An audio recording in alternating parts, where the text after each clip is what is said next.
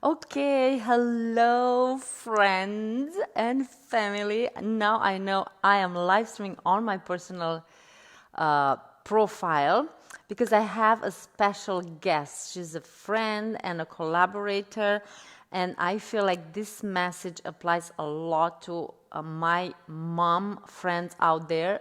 I'm bringing you on camera, Lisa. Chose to adding. Okay, I chose to do this live stream not from my business page, but here from my personal page. And hey, Lisa, you are Hey, on. How are you? I'm all right, and you? Awesome. I'm fabulous. I feel like you. It's very dark where you are right there, or I don't feel Yeah, that. I see that. Is any way to put more light artificial or no? light. Artificial light. There's not much I can do about it. I see. Okay, so Yeah. as long as we can hear you well, that's what it matters. Sounds like the sound is good. Let me see Okay. my volume. Say something. Hello. Hi. Hello. Let me see. I don't know which one is the volumes for me to hear you better. Let's see again. I'm here. Oh, I think I Hello. hear you good. Awesome. So today I wanted to invite you to join me for this very important conversation simply because I am personally interested in understanding it more. And I'll tell you why. Maybe after I have you introduce yourself. But before that, I will have to say for our listeners that Lisa and I, is Lisa or Lisa? Lisa. Lisa, see, with the see, we all the yeses with the Z.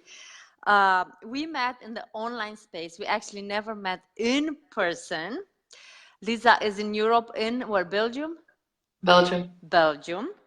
And we met through the Big Dreamers community that's really created by Jenna Kingsford. And I cannot be more grateful to Jenna for how many amazing women I met.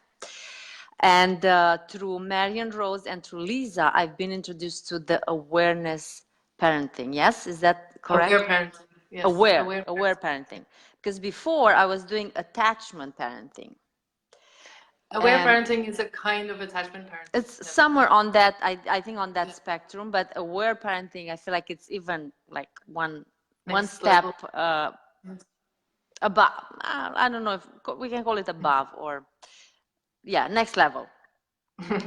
So I want you, Lisa, first to take few minutes, whatever you feel comfortable, to just let our audience know how you arrived to this point in your life and career to work with aware parenting. And then we'll dive into the topic of today, Sounds which great. is rewarding. Rewards. So how did I get here? It's a good question. In my life, I've always had a sense that I was searching, but maybe like dealing with some confusion and loneliness. I couldn't quite put my finger on it.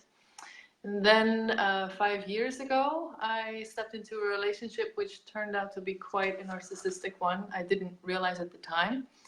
I became a mother. We separated in my pregnancy, so I became a mother by myself.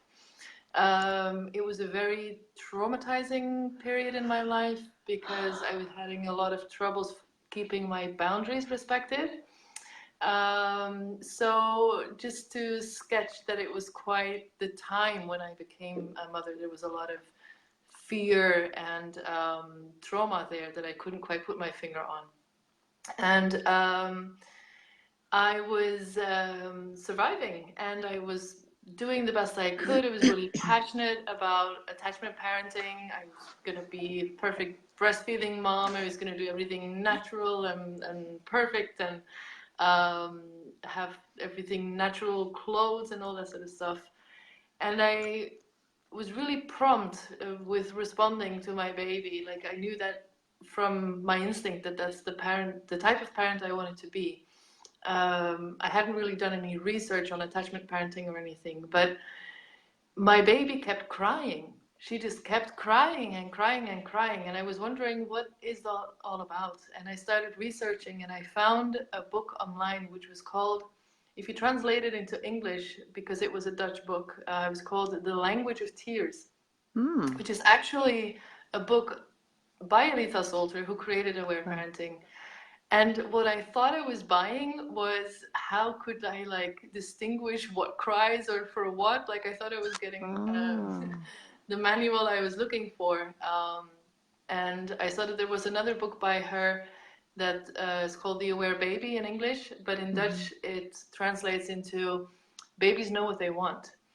And when I read that, it just went straight to that resonance that I have inside me. Yes, they know what they want, and it's for us to try and help them, to sort of support them to meet their own needs. Like that was the instinct that I had.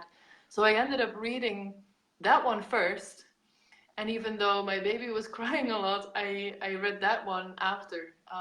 So they're both books by Alita Solter. I had a huge aha around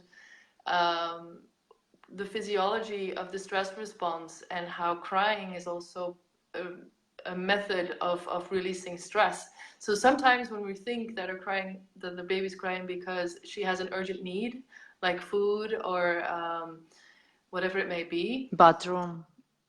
whatever, Right. exactly, cold, hot, attention, being cuddled, or maybe scared, whatever the reason may be, at some point you realize I've met all her needs and she's still crying.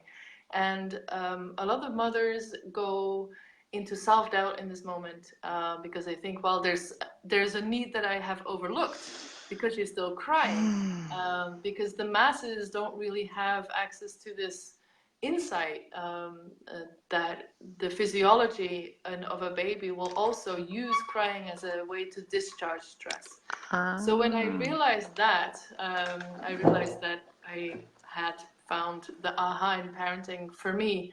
And so many puzzle pieces fell into place around my own childhood, my own attachment patterns, why I would have stepped in a relationship like the one like that. And I knew that I was going to become this material was going to become a big part of my life. I was going to transform the way that I speak, that I communicate. Around the same time, I also came in contact with nonviolent communication. I fell in love with some of Maria Montessori's work, and I felt they all shared a basis where the basic beliefs were shared, like the self-regulation of the baby is at the foundation of all of that. So that it wasn't necessary for us as adults to step in and intervene and tell our babies what they're thinking, needing, and supposed to be doing about it.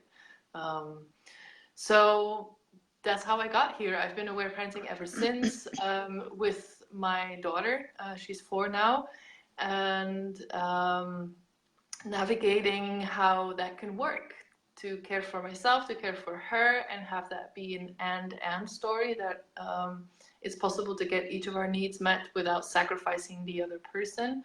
And it's quite a growth process. And I've decided that this is a very important message to share. And I'm realizing that a lot of parents are struggling with either going to powerlessness or using sort of their more advanced knowledge and skills to sort of overpower their child, even if it's very sublime, with like sublime, subtle is the word I'm looking for. Yes. Yeah.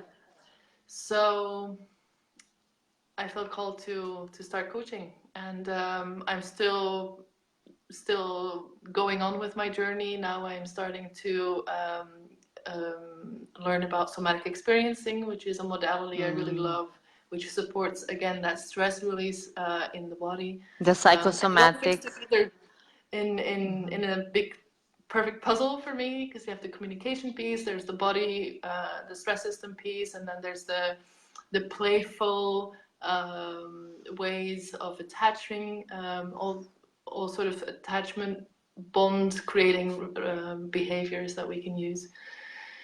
So, and I'm here. Interesting. Very interesting. We somehow we all end up doing the work, our soul's work, because we have some personal journey that takes us there too. Aside from studying the modalities, the processes, it's a nice blend. Yes. Beautiful. So let's talk about reward. And I'm going, before I'll let you explain how you understand the rewarding this, I want to say where I'm coming from.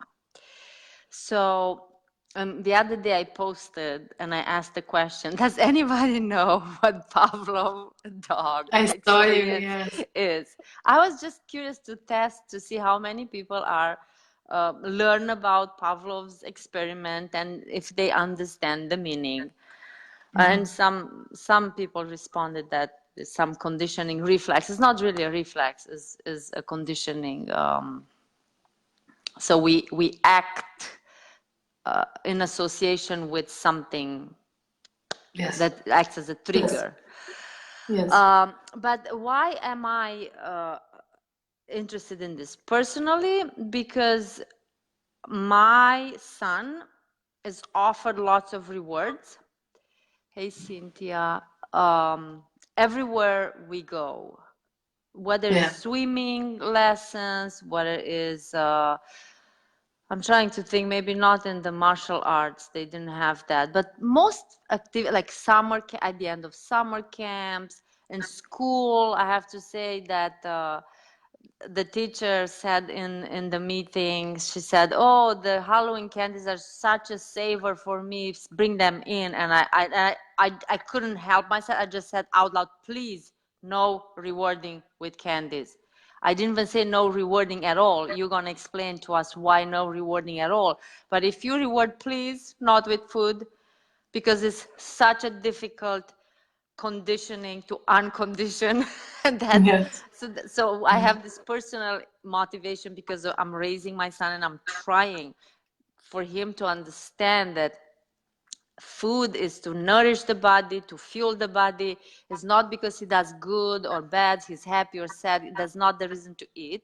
And secondly, because in my work with women, a lot, I would say 80% of my coaching revolves around unconditioning the mind, reprogramming the mind to recognize food for food and to recognize when the body needs that food as a fuel, not to eat it just because people are eating around or because it's a certain celebration or something. I know it's difficult because it has so many social, like food is more social than is fuel today.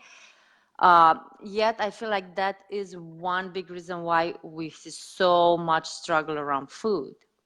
I'm not saying you have to take the joy out of food, but really food has to, it's not, you can't social, you still socialize, you still participate in life and you have the same level of engagement and joy, but food is not the the reason you're there. It's like completely different. So that's where I'm coming from. So I can't remember when you posted something about the reward with stickers, I think, and I'm like, oh, I'm happy with stickers because You're happy with I'm stickers, fighting yeah. candies and Yeah. ice cream and Yeah. I don't know what else. And I don't Yeah. want to come across rude, but really, when someone wants to offer my son a candy, I'm saying, okay, do you want to put gas in my car? It's like no different. Nobody wants to fill up my tank. Why would you want to fill up my stomach? Leave Yeah. the stomach feeling to me because I know when my stomach needs food and what it needs. I Yeah. know it sounds kind of like a little bit Yeah, I don't ex, know, but it touches something quite profound in you, is what I'm hearing. but yeah, that's what it is. That's how I feel. So anyway, tell us about rewarding and Rewards. how, as mothers and educators, are we going to navigate, this rewarding and punishment, because you're gonna tell us about the two, I Yes. suppose. So first of all, I think rewards are actually the same as a punishment. They're kind of an opposite punishment, if you like. They're just different side of the same coin. They both achieve the same thing, which is it takes the inner urge, it pushes it down, and it replaces it with an outside motivation, right? So you could say if let's go for an example like, if you clean up your room, you get to put a sticker or something like that. Then what's happening is that, first of all, you combine two things that don't belong together: room cleaning and stickers. There's a connection made there, but there isn't a connection between it, right? Something I'm seeing happened to that the my image. image, yeah. Yeah. Can you still hear me? I can hear you, yes. It's just like going back to Pavlov, the bell Yes. and the food. Yes. They have nothing. Like, Exactly. They don't if you belong just hear together. the bell, you don't It's salivate. But it's when the bell is artificial together with the connection. food, Yeah.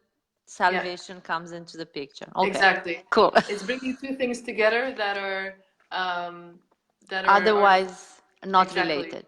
exactly, yeah. Which creates a couple of things. First of all, cleaning up your room in and of itself is rewarding, because then you have a clean room, Nice right? And environment. I'm even tempted to choose another word than saying it's rewarding in and of itself, but there's the result of what you do. You clean your room and then you have a clean room. That's where the gratification comes in. And if we start putting the gratification in something else, like with a sticker, which comes from the outside, somebody needs to give that to us. It also means there is an outside validation. Now you're a good boy because you clean your room. And it wires Otherwise, our you're brain not. to be hungry for that, right? So it wires our brain that we're going to get something from someone, and the expectation of that only grows and grows and grows. So that's why if we are taken away from our inner drive to clean our room, because you kill that drive. If you say you get a sticker for cleaning your room, then the next time you don't get a sticker, the desire to clean the room by yourself is gone. It's just But gone. this, It's I dead. assume, requires repetition, just like with the bell. Of It's not like you course. do it one time. Oh my gosh, you've killed it. No. Exactly. But if you don't link the stickers and the room cleaning, then the internal drive for room cleaning can grow in and of itself, because I want to have a clean room, so I'll do something about it. Right? And if it's a I small love it. child, Oh my sometimes gosh. you need to come in and bring some connection. Let's do it together. Let's start a pattern here. Like, this goes here. It could even be fun. There's just the intricate, I don't know the word, this it goes along as a side effect of cleaning the room, is that it's fun to clean the room, because you have the result, you have the memories, you could make it into a game. There's really no reason to go for an outside motivation to clean the room, right? But other than that, there are some harmful effects. First of all, you could say rewarding doesn't work, because as soon as you take away the reward, then the action stops. You create some sort of resentment against the action, because there is the suggestion that room cleaning must not be fun, because if you need a reward to motivate me to do this, then the suggestion is there that it's a chore that we don't like, right? Whereas, why wouldn't it be a chore that you don't like? It could be very meditative to organize and clean. There's something inherently in organizing that must be satisfying. And we don't need to say you get a reward to do this, because then you send the suggestion to the subconscious mind, whereas this must be something that's not fun to do, because if we need to reward for it, then it must be something bad, right? There's a suggestion in that. Plus, when we start validating from the outside, we're also not going to notice that the room needs cleaning, maybe. Like that there's like a neglecting that's going on there, because who cares A about this? dissociation, maybe? Because our focus is on the outside. Our focus is no longer on our inner compass, right? And babies are born with a perfectly attuned inner compass, and if we start nourishing that, there's really no reason why that would ever die.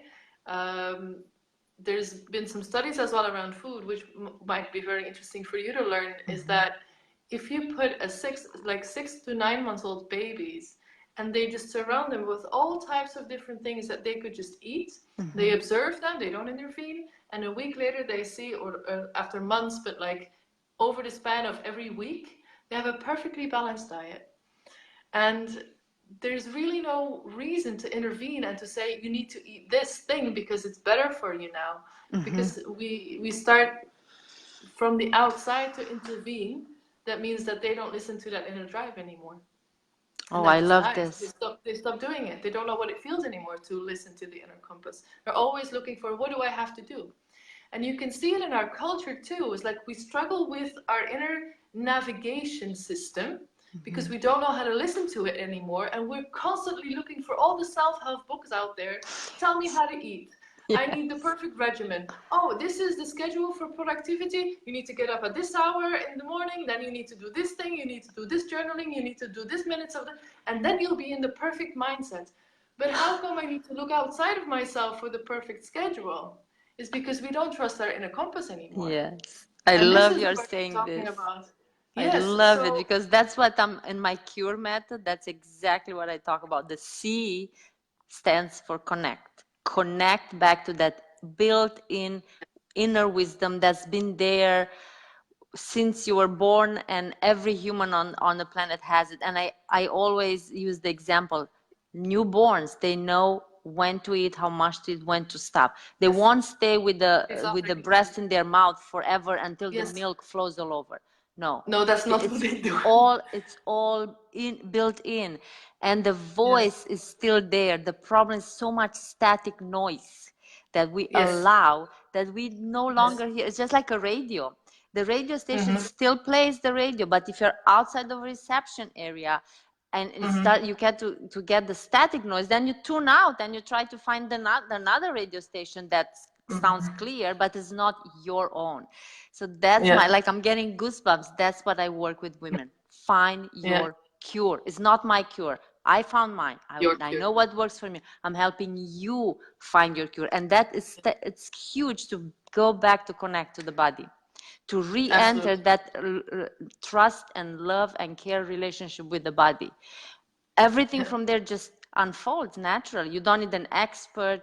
You don't need another research study that proves it. It just becomes just like breathing. Thank God Yes. we didn't mess up with breathing. you know, like how Yeah. deep to breathe and how Yeah. often, and is the air composition the right Yes. one? Thank God we don't have Mhm. guidelines about how many inhalation versus exhalation we should take in a day, because that's what we have for Oh, food. it exists too.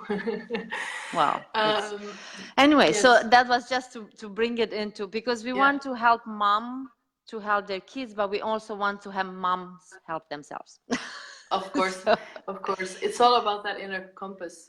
Because the thing is, we have our conscious mind and our subconscious mind can just do so much more complex calculations. That's why we have that sort of, we have a feeling that this is where we're drawn to, rather than an analysis of this is what we're drawn to, because this conscious space only has that much computing power. It can only make that much of a judgment, right? So that's why when there's a resonance, that's what we need to start learning to trust.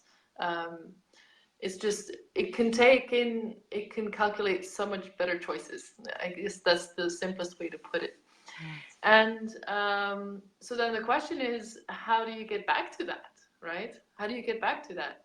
And I think when it comes to, I'm realizing I'm starting to go on another question now, because I was still answering the question on how, on the what are reward. rewards, why they're no good. So um, so let's recap a little bit. So rewarding takes away, interferes with the inner compass, and yes, it makes us, it shifts the attention to outside validation. yeah, exactly. It puts an emphasis on outside validation, so we no Yeah. longer, because when we do some, and that goes for anything, whether we want to pass an exam Mm-hmm. or we want to take care of our body, if the motivation is external, Yes. it's difficult to do. You may be able to do it, but you struggle to the process. Yes. It's You don't do it draining. with pleasure Right, either, it's because draining, it's versus going. when it's Yeah. like you have that inner drive and you just flow through. It's like carries you. It's not that Yes. is simple. It's still complex, whatever you need to do, Yes. but the energy with which you are going through is just completely different. So Yeah. that's Absolutely. the difference Yes. between doing something from inner satisfaction, inner Yes. drive versus, oh, outside reward. I'm doing this because I'm going to get the sticker or I'm going to get the bonus or whatever it is, right? Yes, exactly. Yes. So yeah, I guess we can What wrap up else? this piece. Yeah, that's it in terms of how it interferes with how it could be negative, because it's perceived as something desirable, something positive, right? That's Well, how yeah, it's at some perceived. point people wanted to stop with punishments. They were like, punishments are harsh. We don't want to treat our children with punishments. And then they were like, let's start rewarding them. I see. Not being as aware, I imagine, of that is really the same thing, but it sounds better. It's And positive reinforcement. We learned this in psychology. Positive reinforcement versus reward, negative. a reward can be either the commission or omission of something, right? The reward is the idea that you look forward to it. So positive reinforcement would be that there is the commission of something, like there's an added thing. Benefit. Yeah, exactly. Or you could say, we'll take this thing away that hurts, and that'll be a reward. Right. That's the commission Okay. of something. Yeah. However, so I think the next piece, which is important to talk about, is then how do we, let's say you want to make a transformation, right? You want to make a transformation where you have a more healthy eating pattern, right? Or a cooperative child. Or a cooperative child. that cleans its room, does his homework. True, but let's keep it on ourselves. So you could say, if we don't want to bring back to parenting, you could say, like, how could I want to make a transformation that I have more capacity to spend an hour of complete attention with my child, right? Like, that's something I might want to achieve, because I want to keep it on the mother itself, like on the person itself. Like, let's say I want to be able to do that, and it's hard for me to do that, right? Because it's hard to be present. And part of the reason that it's hard to be present and stay present in the moment is because we've been conditioned, and this conditioning isn't a result of rewarding per se, because conditioning can happen in different setups, right? So there's a linking of that through the rewards, but there's another mechanism where this conditioning of this linking of unrelated things can happen. And one of them is mismatched mirroring, is how I like to call it. So for instance, let's say you have a baby who's crying, and the mother assumes, oh, you must be hungry. And she starts feeding the baby, breastfeeding, let's say.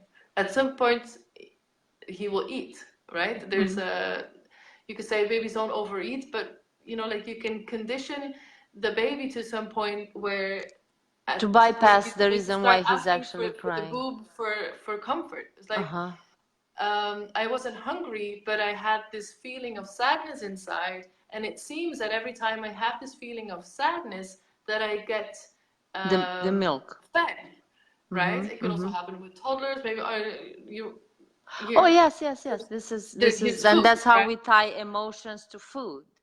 Exactly. So you could say it's a reward. I gave you a candy to shut up, but it can also happen by accident, by mismatched mirror. Because we assume something that's actually not happening with our baby or with our child, and by repeatedly assuming the same thing, like you're saying, oh, I'm gonna feed him because he cries, without thinking that he's just releasing some emotions for whatever reason. Exactly. Yes. And because we grow up in a culture where it's very, the reaction when we have feelings, when we start expressing feelings as young children, the idea is to get you to stop as quickly as possible. So it could be with distracting, it could be with food. Food is a big one, but distraction is a big one too. Exactly.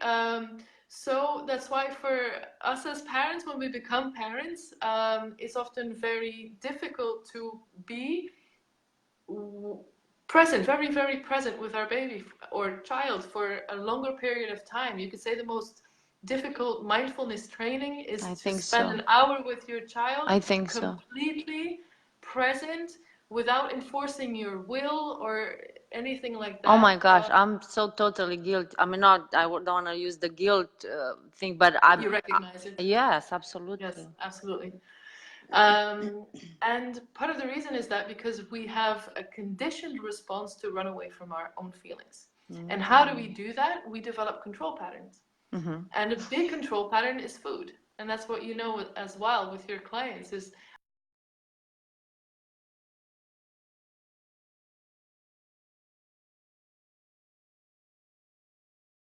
I had the yeah, phone, so you were I had the frozen. phone call. Okay, that's why, sorry. So, Yeah, you were saying that we we run from our we are conditioned to run or run stop the from our feelings. emotions. Yes, Uh-huh. yes. And there's different ways of doing this. There's like a distracting way, like you might start watching TV or do something that'll keep your mind busy. But there's also a more physiological way, like we can eat something which will create Feel like good. a chemical change in our body, like Yes. sugar does something to our body, and then there's a momentary feeling. Well, drugs, of course, cigarettes, you know, they have an effect on the Shopping. body. I mean, anything Shopping, that absolutely, raises up the endorphins, the feel-good hormones. absolutely. Running. I mean, they are various Anything can coping become a mechanisms. control pattern. It can Mm-hmm. even be to feel a wool blanket. I'm just saying something, you know, like Mm-hmm. if there's a conditioned connection there of two artificial things that don't belong together, like shopping and having a certain feeling. And I heard you say before, it's like having feelings isn't a reason to eat.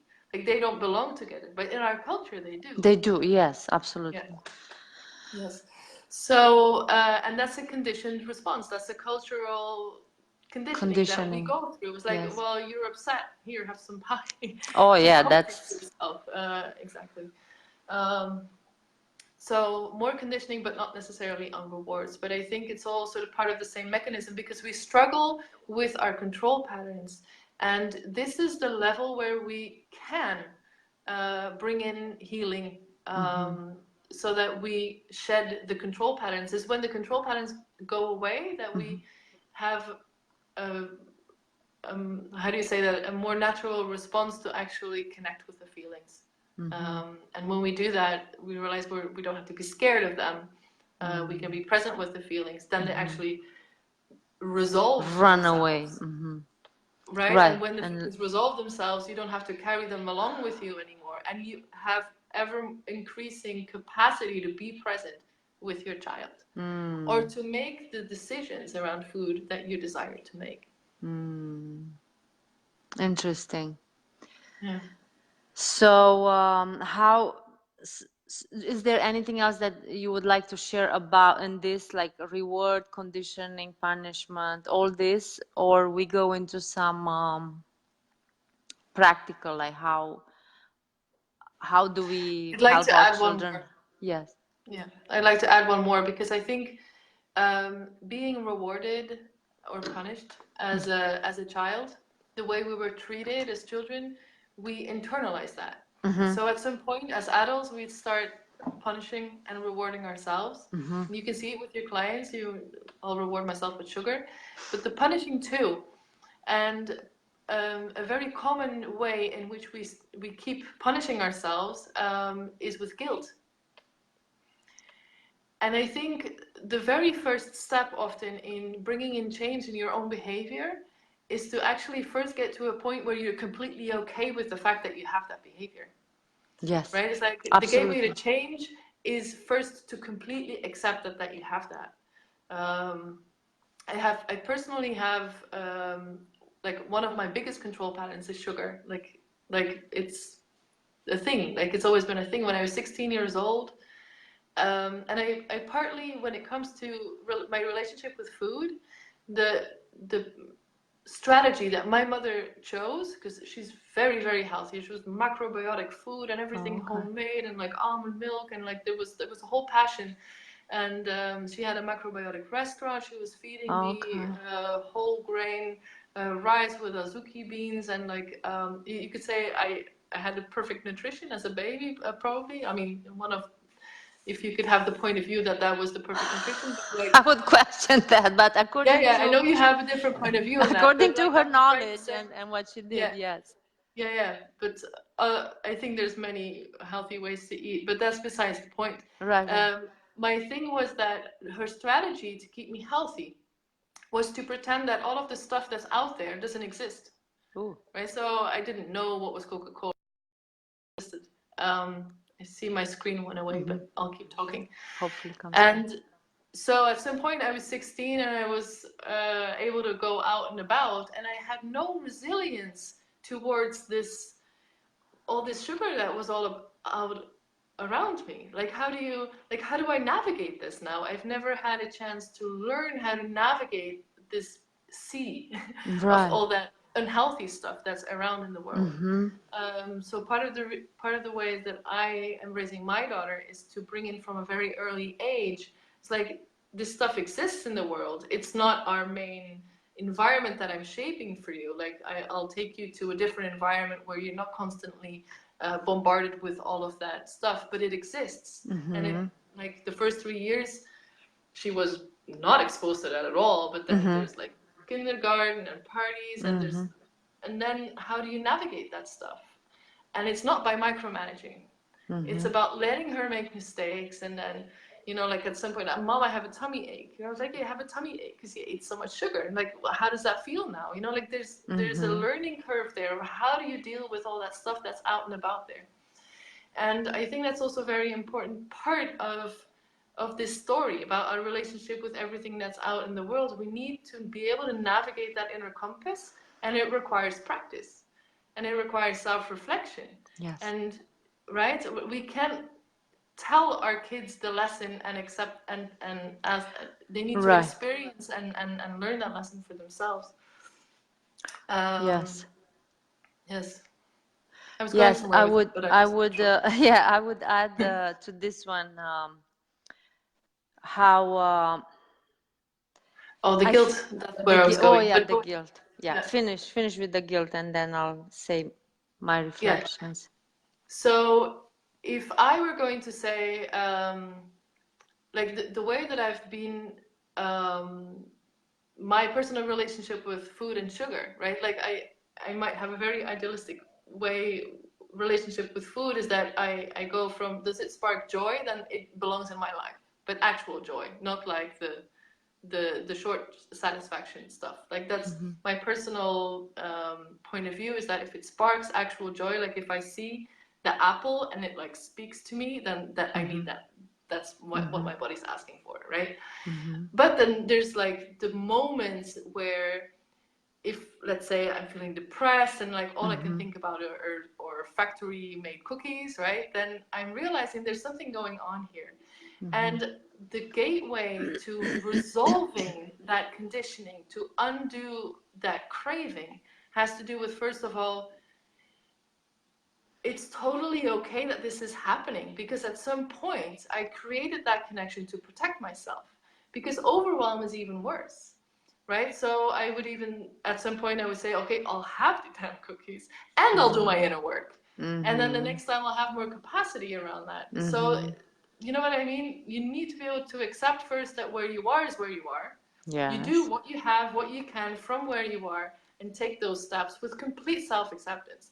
Because if we start doing the guilt tripping, we're actually reinforcing the punishment stuff from the past. And we were just talking about how damaging it is for outside validation. So if we're going to keep that outside validation cycle going on in our heads, then we're not getting out of the cycle. This is catch-22. We can't choose for the inner compass and the inner awareness if we're in a loop of self-guilt. Right. Yeah. Does that make sense? Yes. Yeah. That's something that I always bring up in my coaching with my clients. If you feel guilty, it's just not it. You can't make progress. You have to heal that act, that relationship. Heal it, feel it. Learn what you can from the experience, and move on. Guilt, if you feel guilt around it, is not healed. No. Because guilt, shame, blame, those are like very low energetic vibrations. As the Absolutely. more time you spend there emotionally, the more Yeah. difficult it is for you to elevate to what time is it? Oh, in 30 minutes I have a client. To Okay.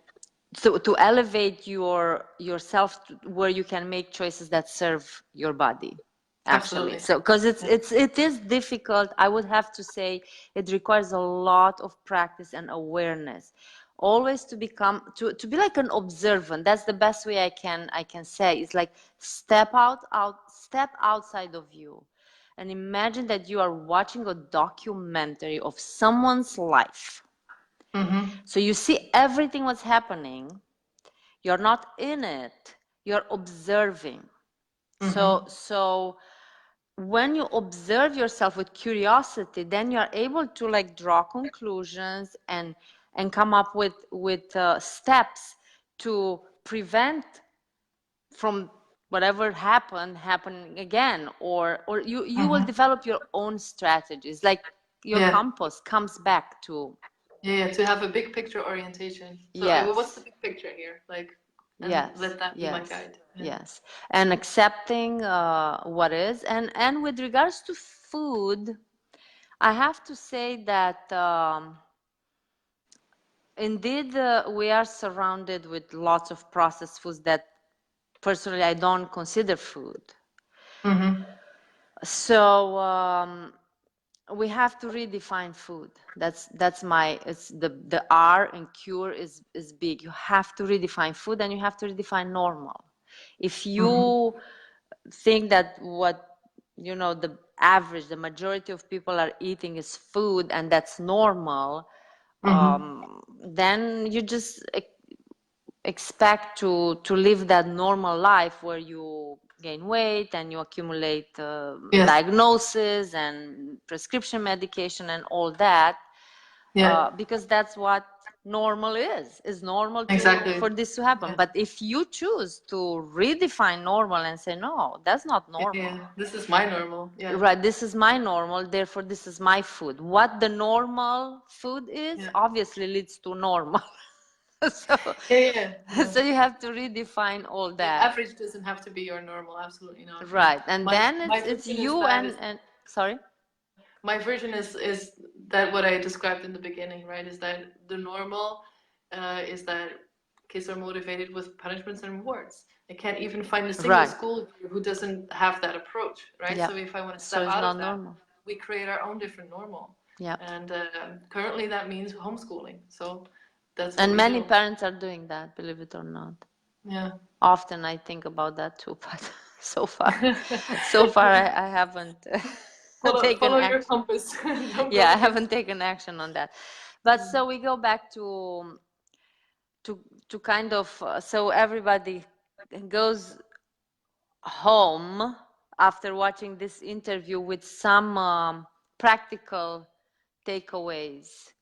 So if should we reward or should we try to change that altogether? Just learn to let go of There are rewarding and many alternatives to punishment. rewarding. So if you circle back to Yeah. parenting, there is never, ever an instance where it's necessary to reward, ever, or punish.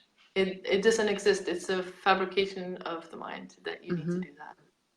Children are naturally inclined to exhibit urges and behavior that are in line with meeting their own needs, to cooperate with their parents, and to be careful and nourishing and contributing to the environment.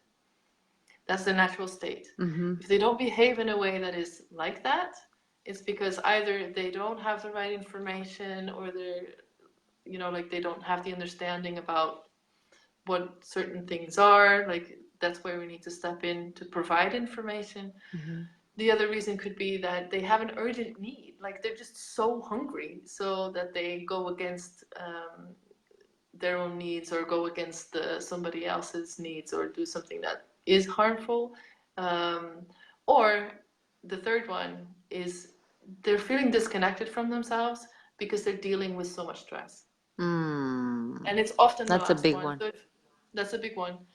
And you know how we have those three brains, and when we just feel overwhelmed, they just go disconnected from themselves, and it's like the reptilian brain that takes over, and it just goes fight, flight, freeze. And it's very normal that happens, and children need an adult to connect with them, to just get everything out of the way so that we can just be together. Look, this is our world now, and you do your thing. You have your tantrum, you have your cry, you have your talk, you need to play something out. Whatever it is that is going on for you right now, to process the thing that is urgent and overwhelming, let's do that first. And then the calm you can return, the brain integrates back together, the stress is out of the body, and they go back to exhibiting the behavior which is aligned again with their own needs and that of the environment and their own development.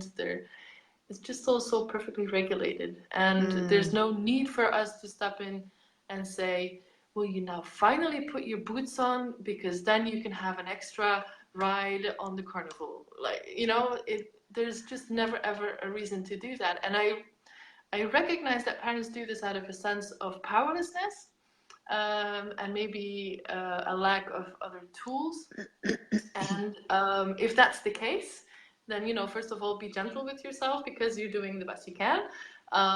But second of all, usually play is your answer. So if your child is not putting their boots on and you're feeling frustrated, have 3 minutes of nonsense play and see what you can do with those boots or something else, or your hat or your jacket, or just something completely out of the ordinary, so that you can bring laughter in the So you situation. interrupt the...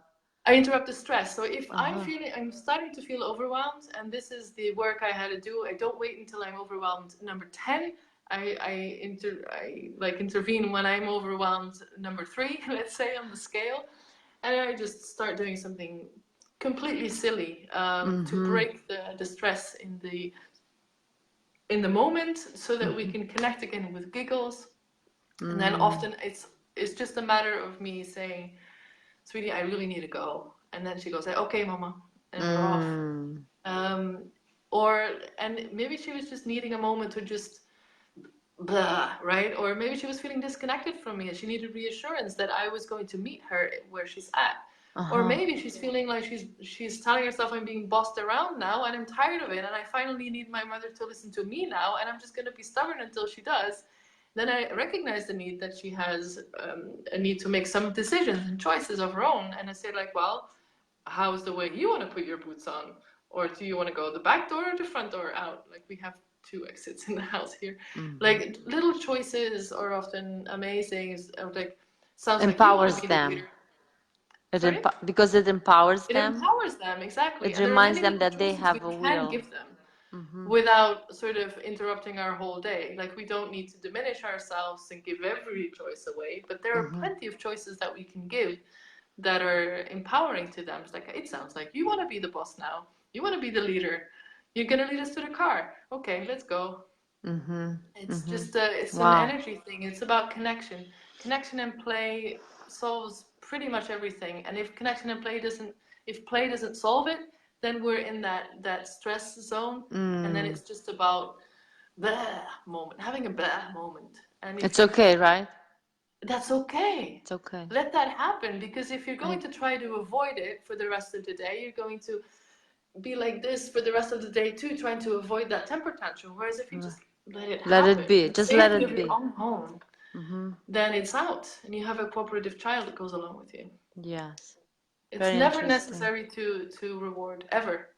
Not for learning, not for cleaning, not for self-care, not for doing something for you. Not for brushing your teeth, not for eating your food.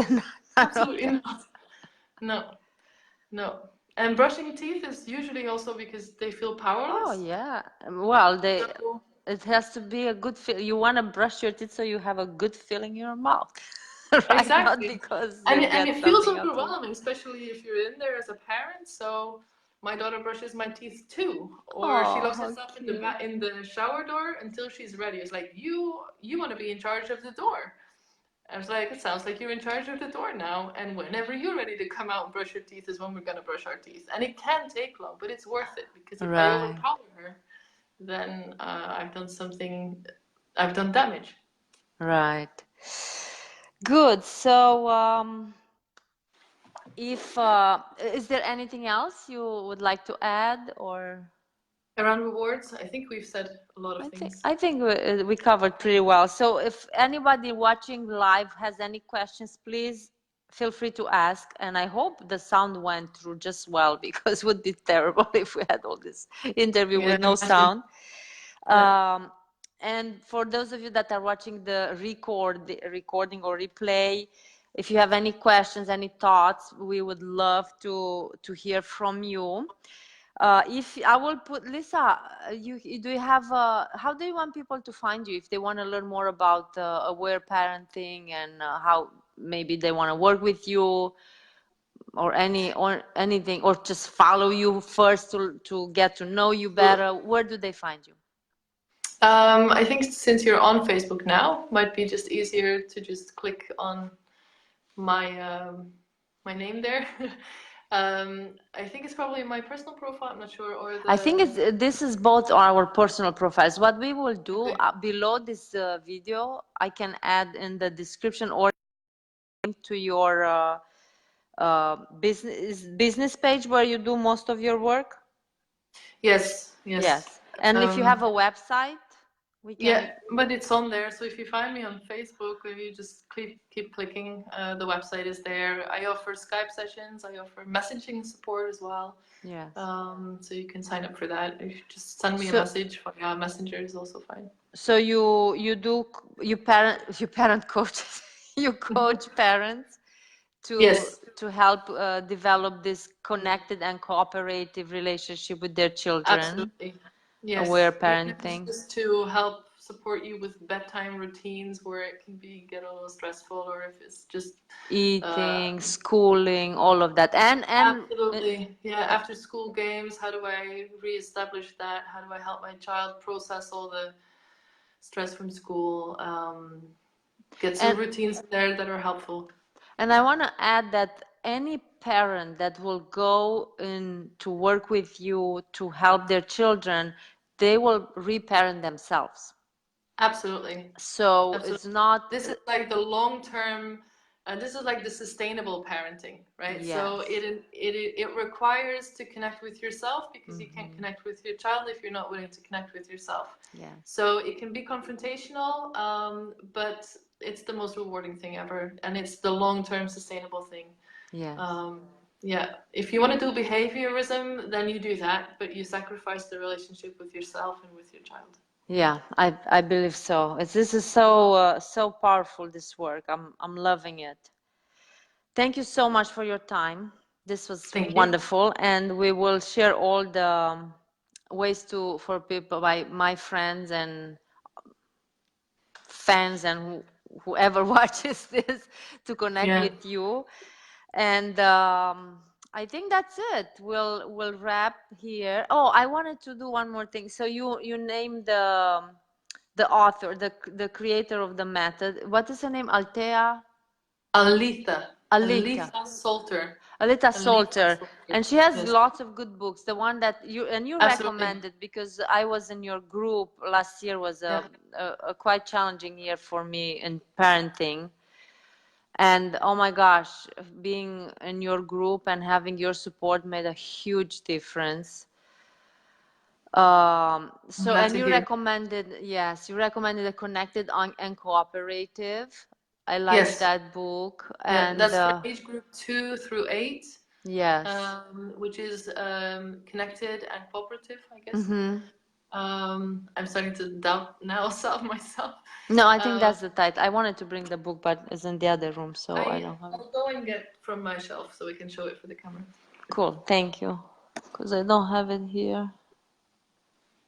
Here's more of my nutrition books.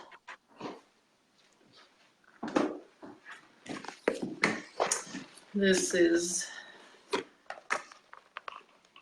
Yes, that's the one. The only Yes. thing is that it shows backwards, because of It the way shows back, yeah. cameras. So cooperative and connected, Cooperative and connected. raising drug-free kids. Oh, okay. I Um, should get that one. I don't have this one yet. yes, so this is very much in bite-sized pieces, all the ways in which you can help your child to not go for outside Stimulants, Yes, fixers, exactly. fixers. Yeah, because the control patterns we talked about before, they're addictions. They're Yes, addictions. yes, That's yes, what it yes. is. Attachment play, if you want to focus on the play part of aware parenting, I think I have this one too. describes in groups of 10 different types of play, going from power reversal to nonsense to contingency play to how do you say that? Distance games like peekaboo, where you like break the connection and reestablish it. Tears and tantrums. Oh, This I is have how this one. to support children release their stress from their bodies. And then this is the Aware Baby, which is the AHA book, and it's the one that's aimed from 0 to 2 years old. 0 to 2. Okay, Yeah. so it's awesome. So you have lots, and I assume, are you going to open again your membership or no? Not anytime soon. I would very much like to do that. Yes, when I'm ready. It might be early next year. Right. So that's something for parents to follow you, so they can know, because that was very helpful. Community Being in a support, right? community, yes, in a community Yes. where other moms are trying the same thing, because otherwise, again, you're trying to move yourself from what's considered normal and create Yes. your new normal, so it can feel Yes. isolating. You need peers. Yes, Yeah, you need peers. and whether it's parenting or self-care, it's all the same thing. You need to find your tribe, so you have the right support. Fantastic. Thank you so much for your time, Lisa. Thank you for having me. I wish you a great night, because in Europe it's time to Yes. go to bed soon. And yes, thank you. I really appreciate your work, and we'll be having you again maybe on other whatever comes up Who knows? next, because the Who knows? rewarding Absolutely. was happening now. Yeah, I just love that last week or a couple of days ago we were both like, rewarding with sugar? No way. Yes, especially with sugar. I mean, like you Yeah. explained very well, rewarding period, it doesn't have long-term gains. If it No. has short, maybe, like in the moment, but we have to always take into account the big Yes. picture, like how is this serving me for the long run? Yes. And then the one with food, any food, I don't even care if it's sugar or it's any kind of Yeah, food, exactly. is Yeah, any just food. not good. It's like you said, two things that don't belong together. Yes. Okay. All Thank right. you. You take care. Have a great night. Bye. Bye.